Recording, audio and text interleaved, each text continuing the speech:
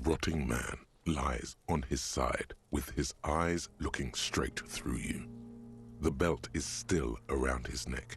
His body is supine and open to intrusion by autopsy. The lieutenant adjusts his glasses and takes a deep breath.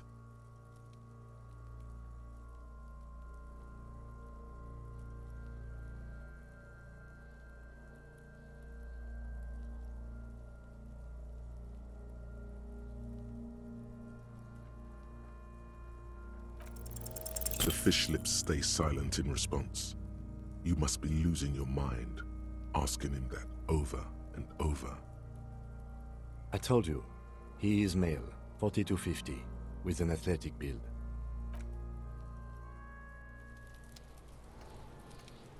The rotting man lies on his side with his eyes looking straight through you.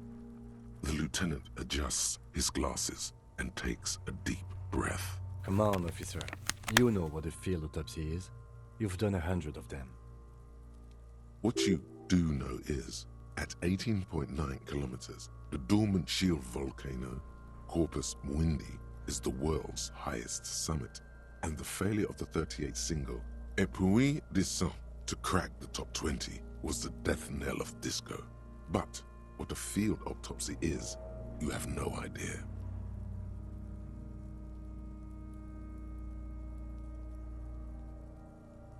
You must have me confused with the Copperpedia. You, sir, you are the Copperpedia.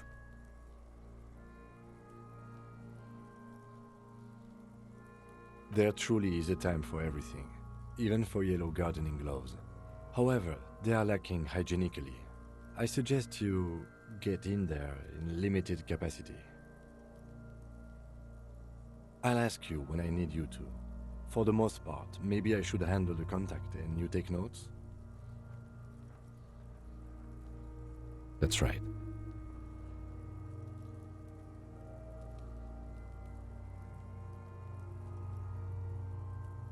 The dead man stares in silence as you crack open the ledger. The bright red paper is covered in boxes and lists, describing the condition of his skin and organs in 3 parts. Above those, an 11-field info form needs filling out first. It begins with, That's you.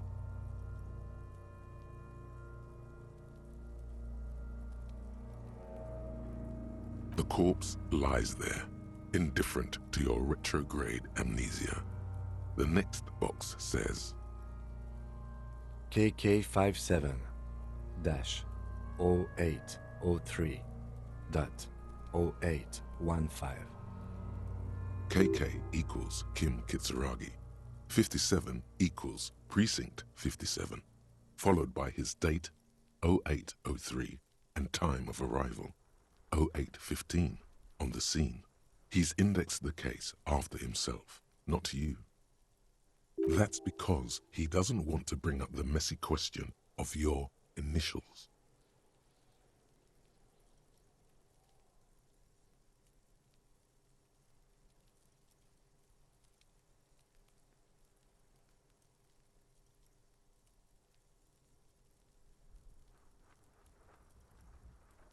Next. NA. Next. NA. Roughly 50. Try 40. The damage is so extensive, it's better to err on the young side. He nods. Mondial. Fair to olive-skinned, from the Isola of Muindi. This is as vague as it gets. You might as well say whitish. The pudgy mess of curdled meat looks neither mondial nor anything other. Fucky! Male. Pigs can have sex!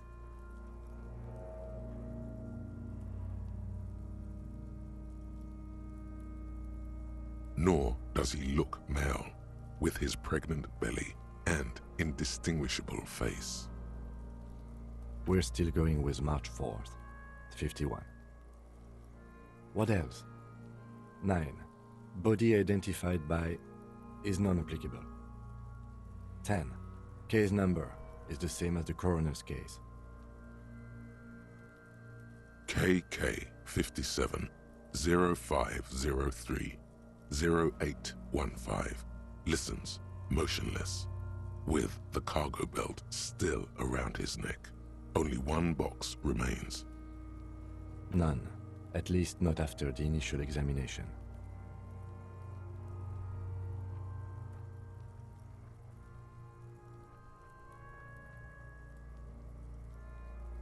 Interfering with the body's position or wounds post-mortem. They'd have to have incapacitated and carried him over.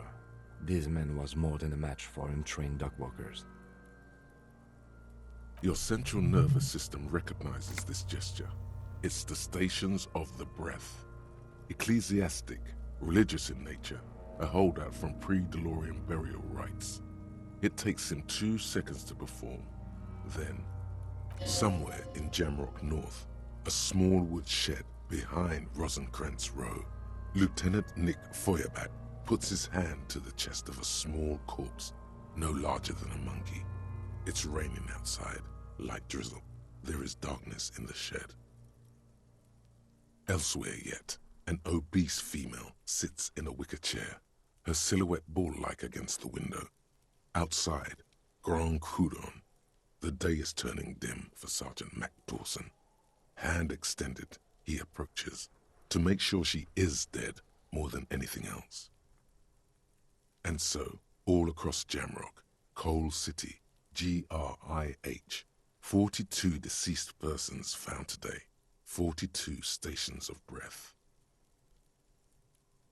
We should start the post-mortem. The corpse cannot feel Kim's hand on his chest. It no longer meaningfully interacts with its surroundings. A thicket of boxes and lists on red copier paper tries to answer why.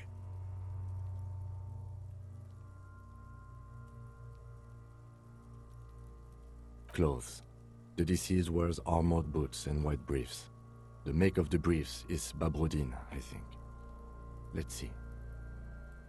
See, it's happening. Babrodine, yes. Inexpensive. Size M. Color white.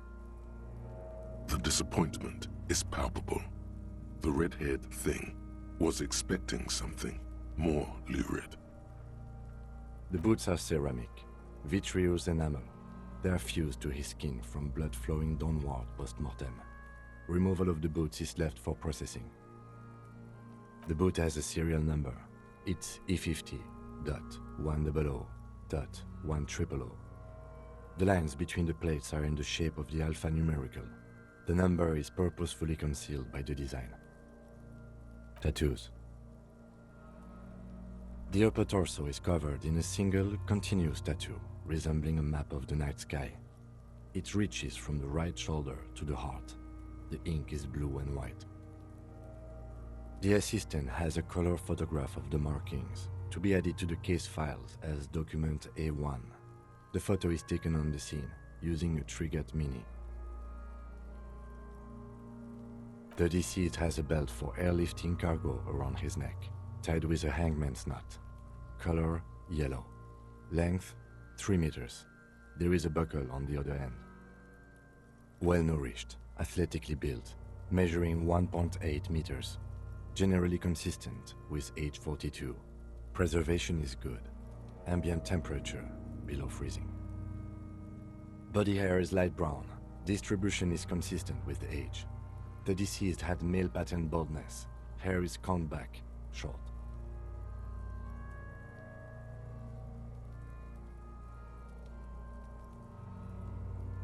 The hair under your latex fingers feels cold to touch, wet. The stench is suffocating. Strands of dark brown hair start sticking to the latex of the glove, like thread off a rag doll's head. There must be brilliantine in there. He's combed his hair back with oil.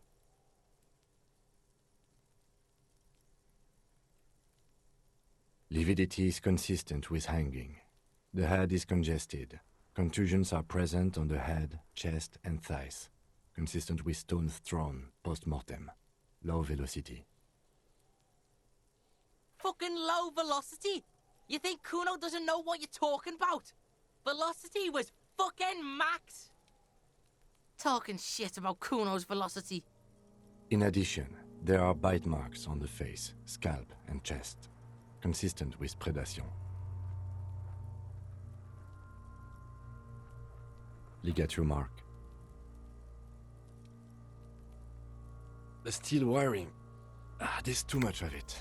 We need to remove the belt so we can get to the ligature mark. You got just the right tool for that. The chain cutters. Always good to think ahead. Now, we need to cut the belt to see the ligature mark below.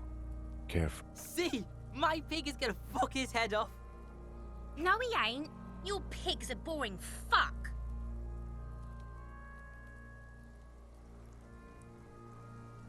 The belt is equally tight around the whole circumference of his neck, swelling over the edges like white bread rising from the east. The knot is the weak spot. The chain cutters fit in there, steady now, like a flower arranger. 2 cuts and it should come loose. You jam the cutters right under the knot. That seems like a smart idea. Yeah, somewhere there. Already they're buried deep in the man's flesh. Then you rotate them to get a better hold. Then, a really, really bad smell is coming from there now. And Yeah, fuck him! Fuck that faggot! Told you my pig was hardcore. I should have a go first. I think I have a strategy. he sinks the cutters into the knot, preparing to perform the cuts, with his elbow to his knee for precision. Snap. The knot is slashed. Another cut and the belt falls apart like a flower bouquet, revealing the dead man's neck and the dark red ligature mark around it. Here.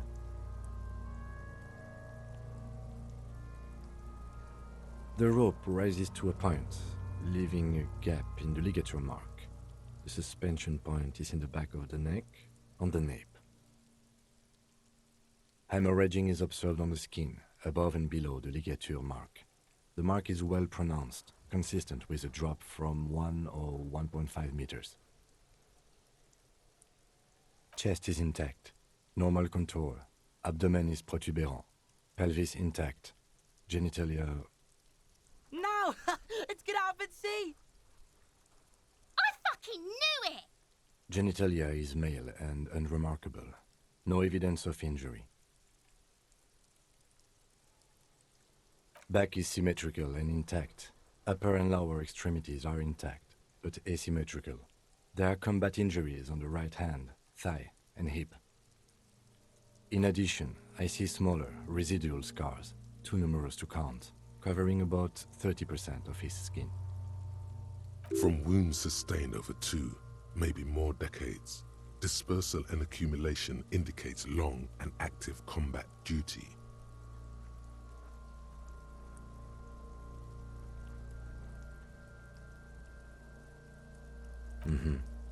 We have a real museum here. Of battles, wars. Last item, hands.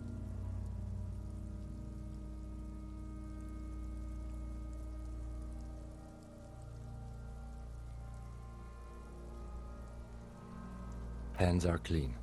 No sign of a recent struggle.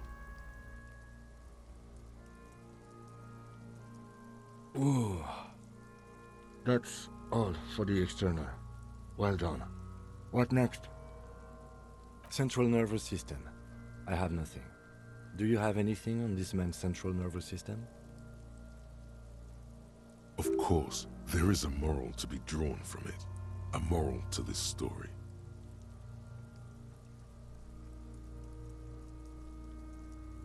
Musculoskeletal.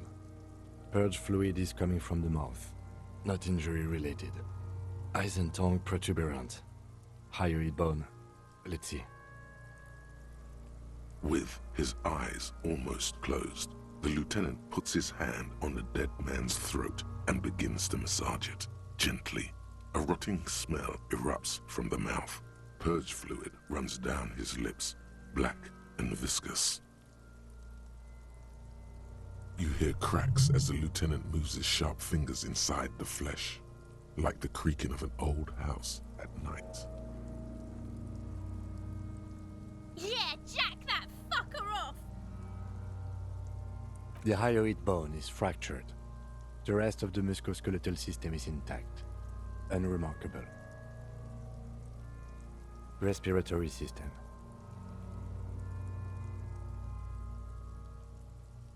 Oral cavity shows no lesions. The victim has received dental implants, possibly after a combat wound. Mouth. No scream, no sigh of relief rises from the darkness inside. It's humid there. Sickly sweet air, unlike anything living. You feel like you're about to throw up again, straight in that mouth of his.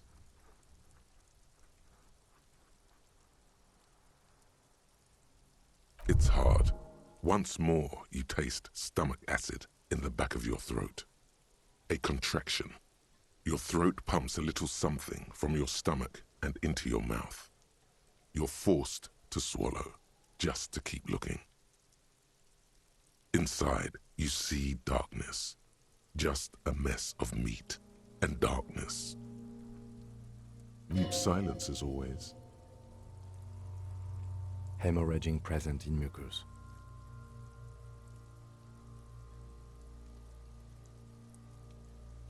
Hepatobiliary, Na.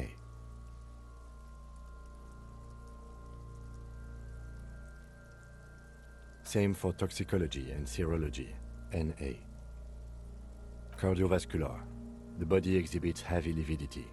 Blood has gathered in the hands, feet, and neck. Hypostasis is visually consistent with the hanging. Gastrointestinal. This will do. Digested semi-solid food in stomach. Voila. What's next on the list? Let's see. We have bite marks, contusions on the head and chest, and a ligature mark encircling the neck. You'll need 3 feels. Leave a 4th one too. Oh, so we inflicted them?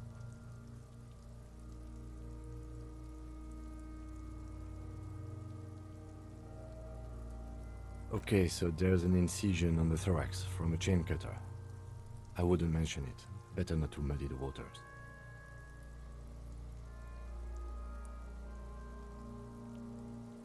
Injuries. Head, chest and scalp bite mark injuries. Predation by birds has caused damage to the body. Odontologist does not need to be consulted. And your opinion, officer?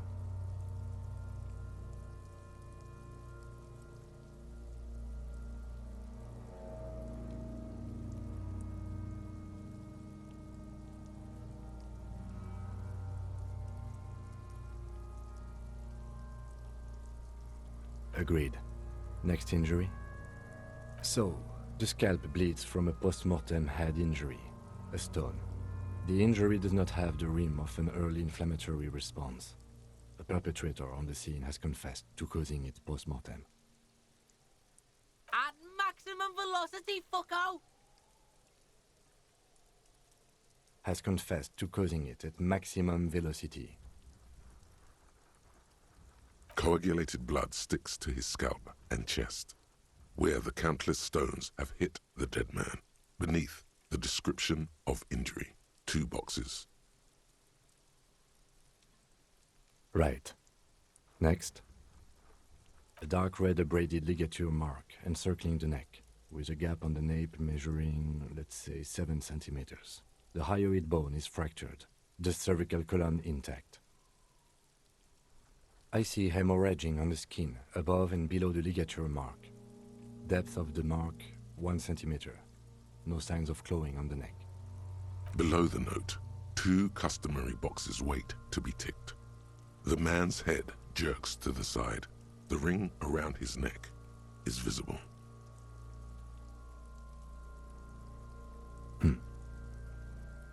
Why do you say that?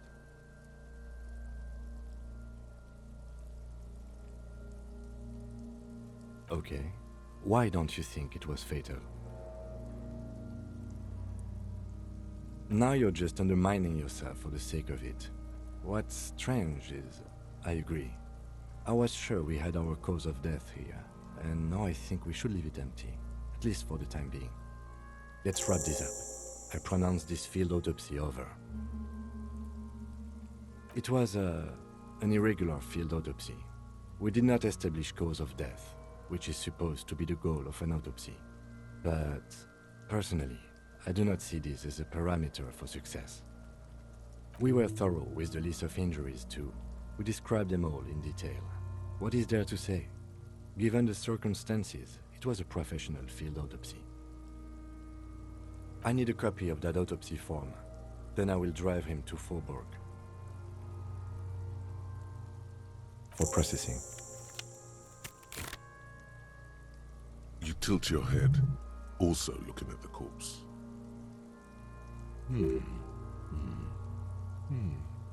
I'm sure we didn't get everything.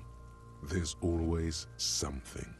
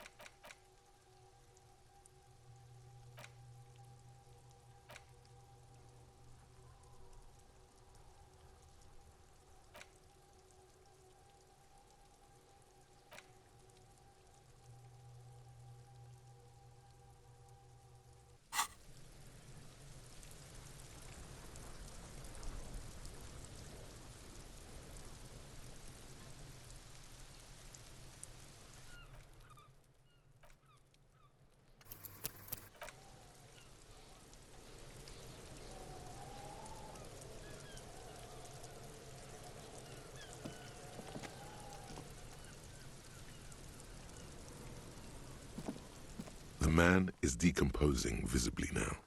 Every hour, he looks less like a creature and more like a pile of intestines. The lieutenant adjusts his glasses and takes a deep breath.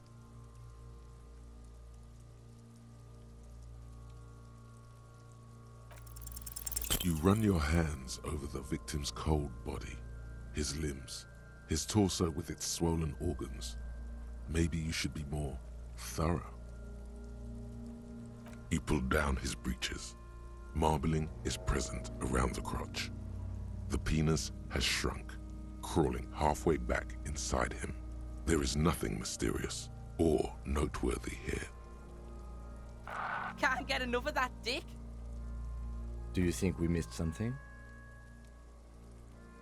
Okay, well, we are in livor mortis here. He is disintegrating. We need to refrigerate the body if we want to conduct another examination, and we need to do it fast.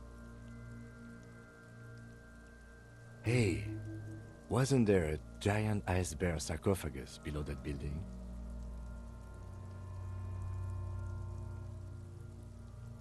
Now, detective, I've rarely been disappointed by the size of a giant ice bear fridge, but I think we should still take a look at it first. Make sure it's big enough before we carry him over. Let's move. With every hour, whatever we are looking for in the deceased will become harder to find.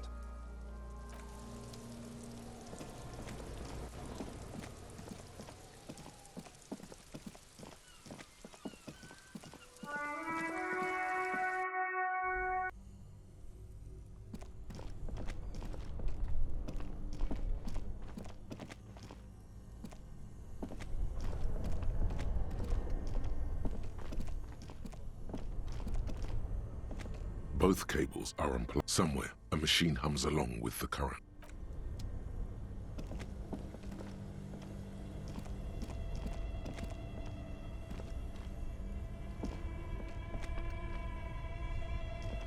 Only the black cable is plugged into the something close. Why did you do that?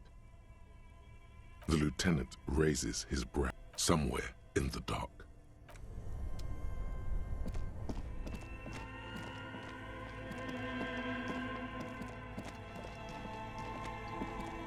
The bear's eyes are still glowing red, watching over all the ice cream wrappers hidden inside its belly. It's certainly an eccentric choice, but it is capacious and cold enough, too. Your visual confirms you could fit 2 more bodies in the ice bear fridge. Shall we go and get the body, then? I'll take the head, you take the feet. The stairs won't be easy, but we'll manage. The body is heavier than you expected and stinkier. It takes half an hour to get it down to the butcher, then 10 minutes to stuff it into the fridge. The lieutenant takes a step back to admire your handiwork. Beautiful. A dead body in an ice bear fridge. This is some of the best police work I've ever done. You have created an ice bear sarcophagus.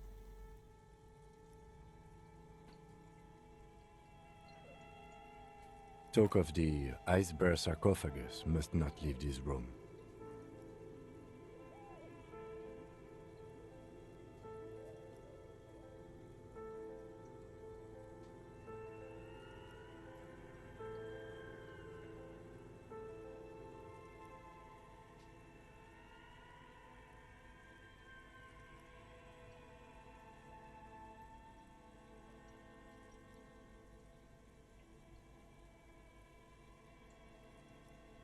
If I were an artist, this would certainly not be my vision. I would be much, much more conservative in my work. He's right. His work would be much more formal. At least we've stopped the body from decomposing further. Now you can conduct another inspection under controlled circumstances.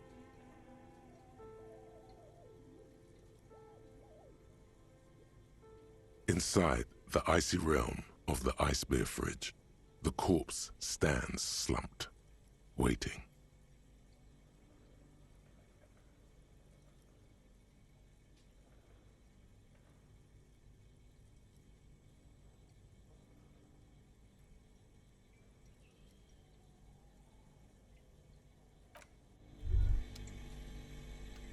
Why does art inspire you so much?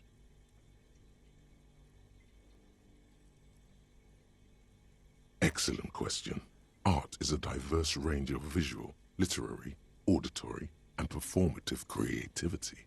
It's an expression of imagination and technical skill. Additionally, it's history, criticism, and pure enjoyment. In short, art is the highest form of human communication, representation, narrative, emotion, and agency intertwined. Have you looked in the mirror lately? You have the exact features of a savage art critic, with that beard and those clothes, disheveled and prophetic. Perhaps you should try to critique architecture too. Of course not. It's autism, box drawing. masturbation with a ruler and a sextant or whatever they use. You should demean and criticize the genteel institution of architecture while extolling the virtues of the pure arts. Only the most experimental kind.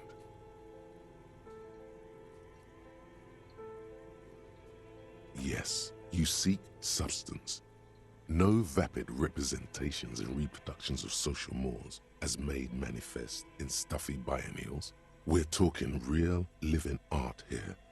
Become the art cop. Half art critic, half cop.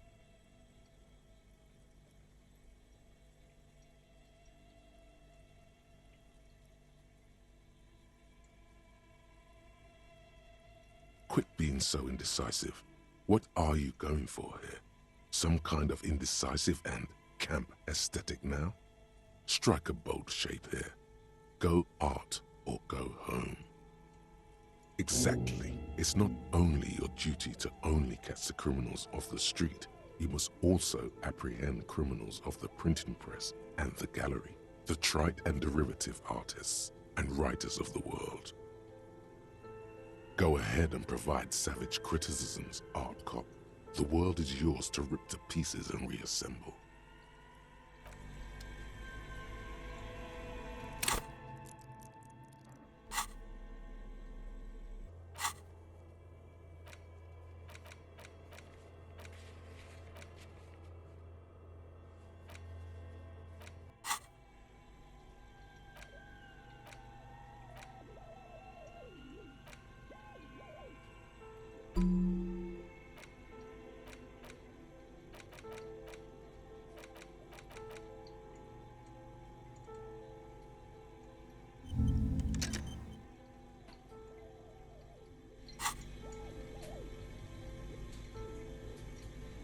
The bear's eyes are still glowing red. It's guarding over the freezing corpse hidden inside its belly.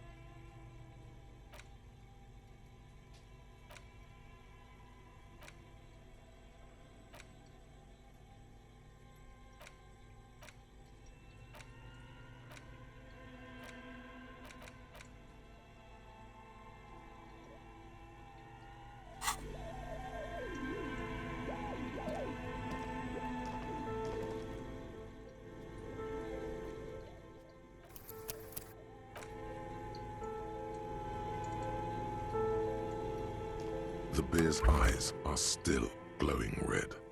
It's guarding over the freezing corpse hidden inside its belly. No reply. However many times you keep asking. Please stop trying to perform a necromantic ritual.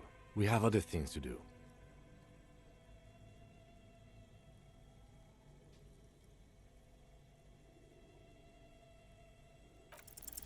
Your arm reaches out and your eyes close, as if by their own volition. It's dark all around. You feel cold, dead flesh through the latex glove. It's right under the palm of your hand.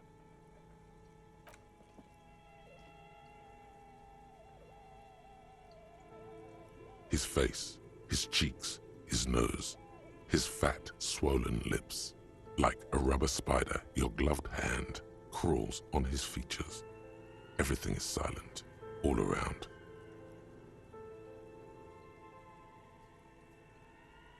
They are swollen shut. You need to really push to get in. Only the little one fits. The flesh changes shape as you bore in, searching for something in the cartilage. The thing you're looking for, it's not there. Crawl out, spider.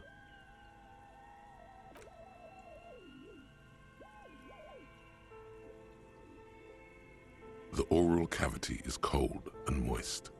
A ball-like tongue attaches itself to the base of the mouth, lolling around like a scallop. A vision of black and dark red death, pried open by your hands and studded with teeth. Looks like he's laughing. Death fumes rising from his throat. And there, in the back of his mouth, above the bell of the uvula, right in the soft palate, you see a hole, barely visible to the human eye. It is swollen shut, almost vanished.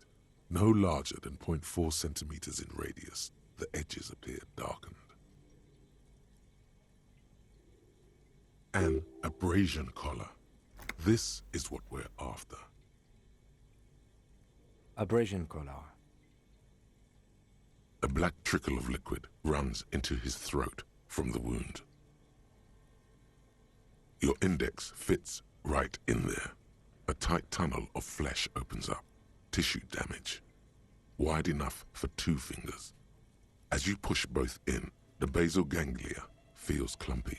What entered here has torn apart his reptilian complex. This man will never sleep again. Never wake.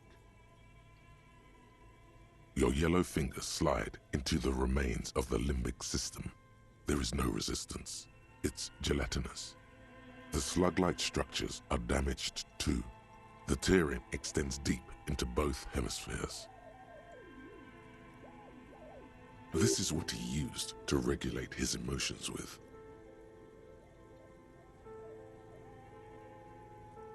Your fingers are all the way in now, reaching toward the inside of his skull. The cavity goes further, but the entry wound isn't wide enough for the rest of your hand to follow. Your fingers reach toward his skull. His cerebral cortex feels like jelly, cold jelly. Strange fluid streams down your wrist as you push deeper until you feel it on the tip of your finger. Ice-cold serrated metal. Its edges cut right through the latex and into your finger.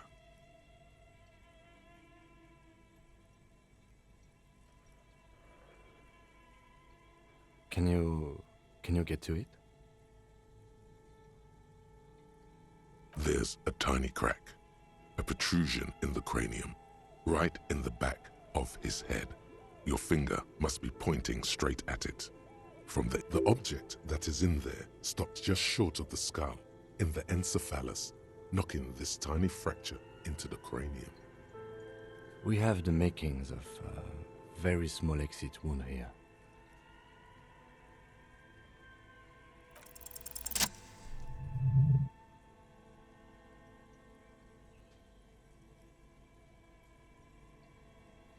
You pick the object between your index and middle finger.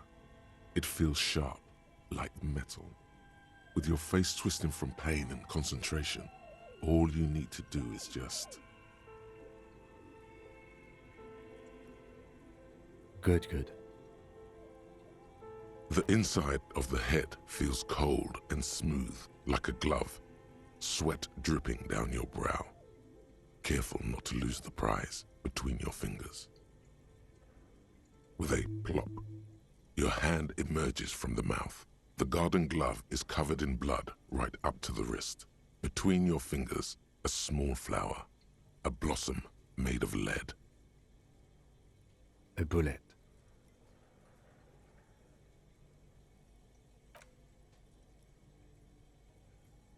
The bullet falls in the bag, leaving a smattering of blood on the plastic.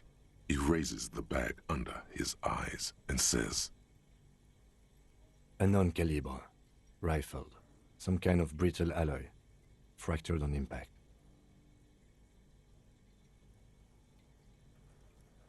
No, you deserve it. We can log it later. We need to add an item to the injury list. Injury number 4. Oval entry wound with an abrasion color. Soft palate, back of mouth.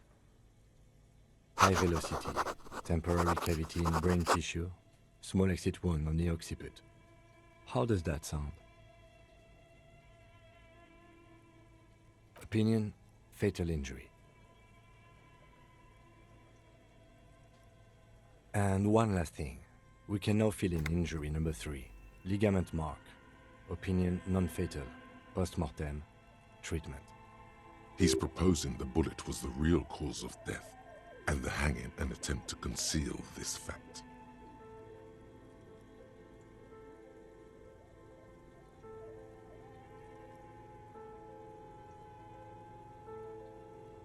Treatment, officer, is an attempt to manipulate the body after death, to hide the real cause with a false cause. In this injury here.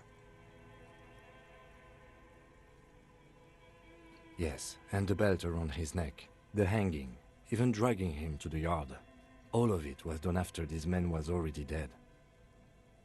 I have had my doubts since you showed me the tracks. Why did they carry him over? Why not march him, I thought. There was no satisfying explanation. There have been other signs too, small things. We were right not to assign hanging as cause of death, as the perpetrators expected we would. No such luck for them. There is, of course, the very real possibility he was both shot and hanged.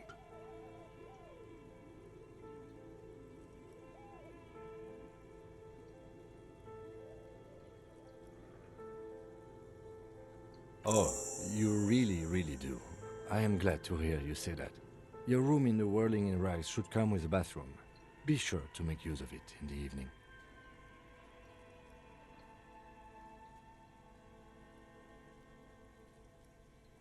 That's for us to find out. But this, it will make finding them just a little easier. To hide something. The real killer?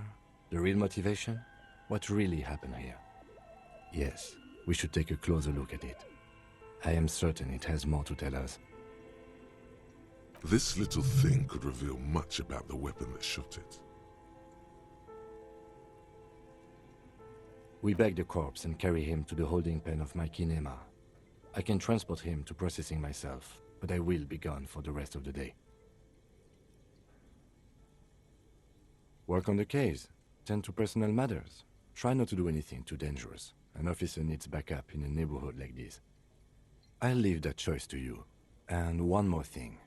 Great work, detective. After you bag the corpse, Lieutenant Kitsuragi will leave the party until tomorrow morning. You can... All right.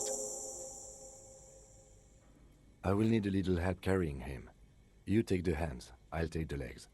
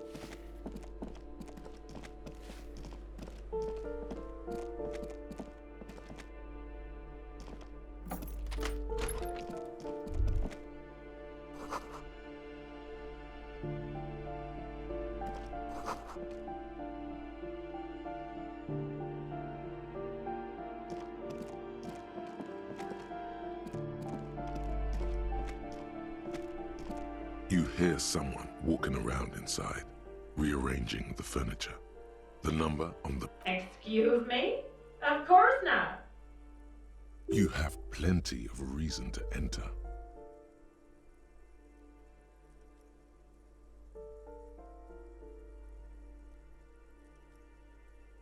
Oh, come on. Well, that was easy. Master Investigator, you just can't keep yourself away from locked and hidden places, can you? Nothing. You're right. Get in there. Deep. Invade every personal space. Break every lock.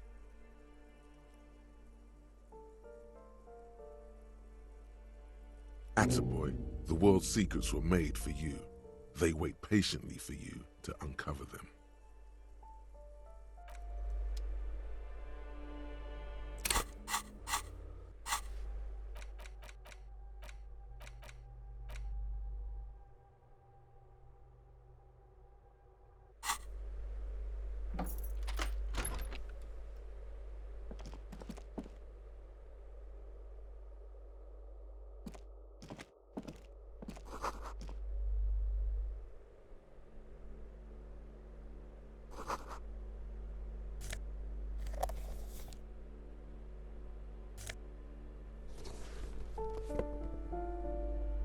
Satisfied? My name is Marielle Charpentier, and I'm an agent with Martinez Realty Associates.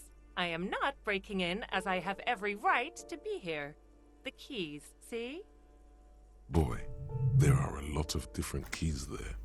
More than 20 at least. Do you want to see my ID as well? You can't legally ask for it, but why not? Want to see my residence permit too? It feels flimsy in hand, with the words Revachol Zone of Control written under a nondescript municipal logo. There's a picture of her with shorter hair inside, along with all her personal details.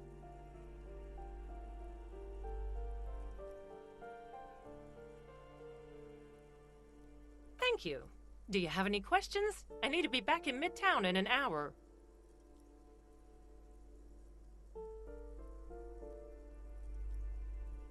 Oh, that's another huge mess. The former tenant owes us 3 months of rent. 3. We closed the apartment and planned on auctioning off the valuables, but...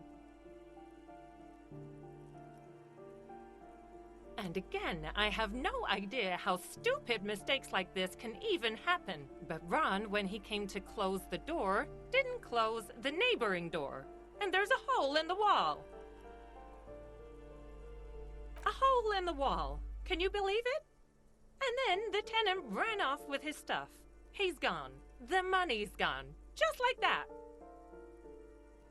The sum must have been puny.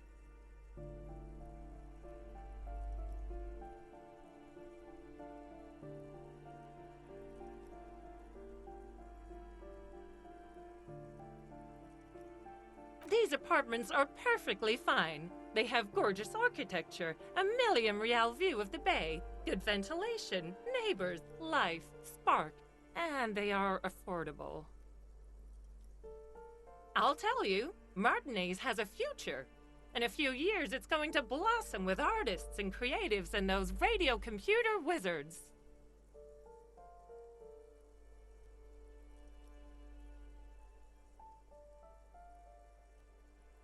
Well, it does not disappear from my hands. No, I don't let it. Don't ask me what happened with the wall. I have no idea how we're going to find the time or resources to fix it. Both apartments are now unrentable. Both.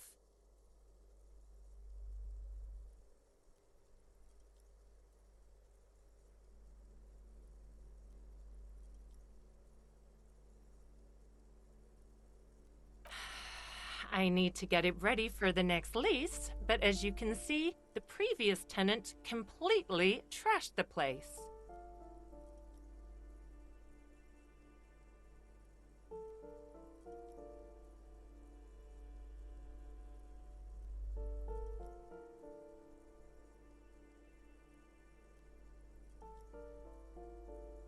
It was some kind of a moribund old man who used to be a business owner. You'd think they'd make rent. A sudden serious look crosses her face. This story didn't have a happy ending. But that was months ago. Anyway, was there anything you wanted, or is that it? I'm in a hurry. Of course.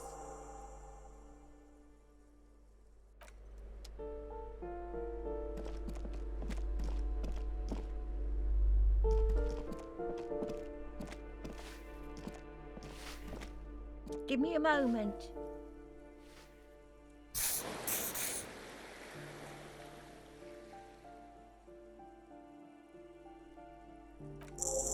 I see. I hope some good people are finally going to move in. This place needs them.